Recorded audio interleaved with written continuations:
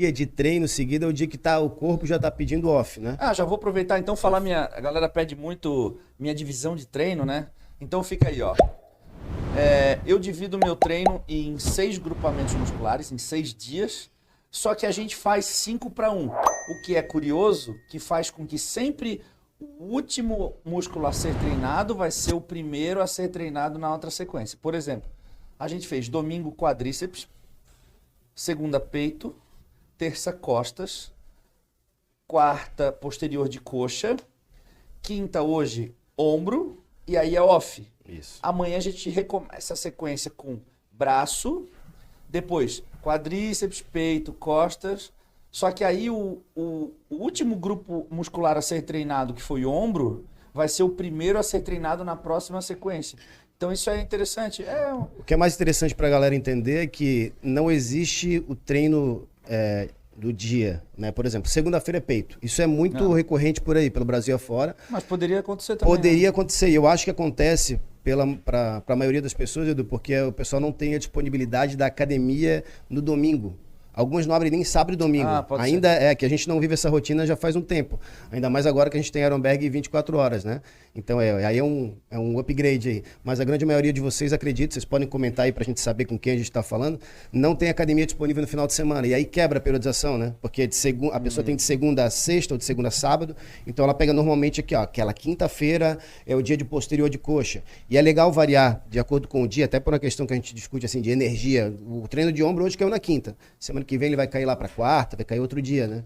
Eu acho interessante porque hoje eu treinei ombro, foi o 5º treino da série.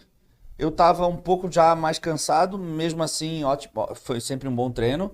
Mas a gente já pega o ombro na semana que vem numa circunstância diferente, já vindo de um off, mais descansado. E é assim com perna, é assim com peito. Então a gente acaba transitando por todos os grupos musculares em diversas circunstâncias, o que dá pra gente uma possibilidade de trabalhar muito grande, né? Mas hoje eu estava conversando com o Felipe a respeito desse lance de grupo, divisão, né? Divisão de treino, de grupos musculares. Muita gente, a maior parte das dúvidas está sempre relacionada a isso.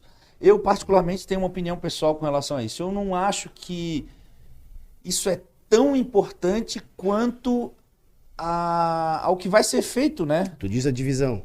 Eu não acho que a divisão é tão importante. Por exemplo, eu treino costas 2 vezes por semana porque eu tenho uma deficiência em costas. Mas peraí, antes de treinar costas 2 vezes por semana porque tu tem uma deficiência na dorsal, como tá o teu treino de dorsal? Essa é a pergunta a ser feita, né? Essa é a reflexão que tem que ser feita. Porque, cara, eu não acho que... Eu acho que um bom treino de dorsal, uma vez por semana, é o que eu sempre fiz, a minha dorsal é boa, mas é genética. Cara, não... Nem tudo se deve à genética, né? Obviamente que isso não é uma regra, né? A gente pode desmembrar até para tentar melhorar, aumentar a frequência de estímulos ao longo da semana, tudo bem. Mas eu acho que a primeira pergunta a ser feita, seu treino é bom o suficiente para dividir ao longo da semana, né? Traduzindo, o mais importante entre planejamento e execução é a própria execução do plano. Exato. Não adianta ter um treino super elaborado, bonitinho. Olha aqui, a gente vai fazer um drop set para estabelecer no método, né? Que é alguma coisa que a gente conversa bastante de não fazer, né? Para estabelecer o que vai ser feito no dia. Então a planilha está aqui super elaborada, aqui vai fazer... E aí falta o feeling e falta justamente isso, uma boa execução. Então o mais importante do que ter um bom programa de treino é saber executar um bom treino. É isso que o Edu está colocando aqui. A gente treina há quanto tempo? Tu que é a mulher na relação, tu conta os dias? 3 anos e 2 Amor, meses? já são quase 4 anos desse relacionamento. Quase 4 anos. Fora o tempo de namoro. Quase 4 anos. A gente já tentou mudar essa divisão de grupos musculares de treino diversas vezes. Vamos agora tentar. Cara, a gente sempre volta para a mesma rotina, porque basicamente o que muda não é a divisão. O que muda é justamente a execução, né? E claro, a gente já tem os seus 20 anos de experiência, mais eu também. E aí tu sabe exatamente o que vai funcionar em relação a essa separação de dias. É claro que as pessoas que estão começando vão poder e devem, né, experimentar outras possibilidades de divisão de treino. Mas o que a gente está colocando aqui é que não se preocupe em elaborar tanto o treino, eu vou dividir dessa forma. Se preocupe mais em entender como que funciona bem um treino de costas, um treino de membro inferior, um treino de peitoral. Já começa por aí, tá? Esses 3 grupamentos, vamos colocar como os maiores aí. Você tem que entender como se treina isso. Antes de pensar em treinar, não, vou fazer costas com bíceps e depois costas de novo com tríceps. Então, basicamente por aí. E aí já fica até uma ideia de, pô, e braço, Felipe, e ombro? Calma. Primeiro você que está iniciando, que é intermediário, pensa em grandes grupos. Como treinar bem costas, como treinar bem peito, como treinar bem membro inferior. Isso depende também da disponibilidade que essa pessoa tem de treinar, né? Se ela tem uma disponibilidade de 7 dias da semana, ela pode treinar braço, tudo bem.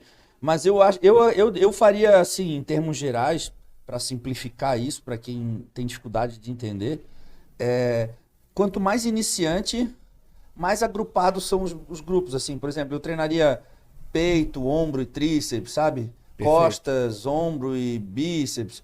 E à medida que esse treino for evoluindo em intensidade, principalmente, em carga, eu acabaria desmembrando cada vez mais. Que é o que a gente acaba fazendo na periodização, né? A gente chega perto da competição, a intensidade ela cai drasticamente na última semana, estou falando na última semana, e a gente acaba agrupando os grupos para tentar dar mais estímulos ao longo da semana, daquela última semana, os últimos dias. E depois, à medida que o treino vai voltando a ficar pesado, a gente vai separando de novo, né? Acho que é mais ou menos isso, não tem... Com certeza. Esse aí, na verdade, a gente já respondeu algumas das perguntas que me mandaram no direct hoje aí, na caixinha de perguntas que eu deixei, a gente sempre faz isso. E a pergunta clássica era a divisão de treino, que a gente já comentou aqui, e quando trocar o treino. Aí tem uma questão que a gente tem que discutir, que tem que separar quem é atleta, certo? E quem é o público comum aqui, os aspirantes atletas. Uma validade de uma planilha de treino, embora eu esteja colocando aqui que o mais importante é a execução, a validade é aí de 8 semanas, 10, 12 semanas. Mas se você tiver, e a gente espera que você tenha isso, né, com o tempo de prática, autonomia para estruturar o seu treino, você pode fazer um treino diferente, sim, cada vez que você vai treinar costas. Mas não todo ele. A gente tem basicamente um esqueleto de treino. Então a gente vai treino ombro hoje, a gente já tem mais ou menos um início, a gente vai pelo desenvolvimento, aí tem uma elevação lateral. Quando a gente quer mudar algum exercício, a gente mantém a mesma estrutura. Por exemplo, ao invés de elevação lateral com halteres hoje, a gente tem aqui na Aeroberg uma máquina que é elevação lateral, e não é com placas, ela é com anilha. Então ela dá o mesmo efeito, digamos assim, em relação ao tipo de peso que você está movimentando.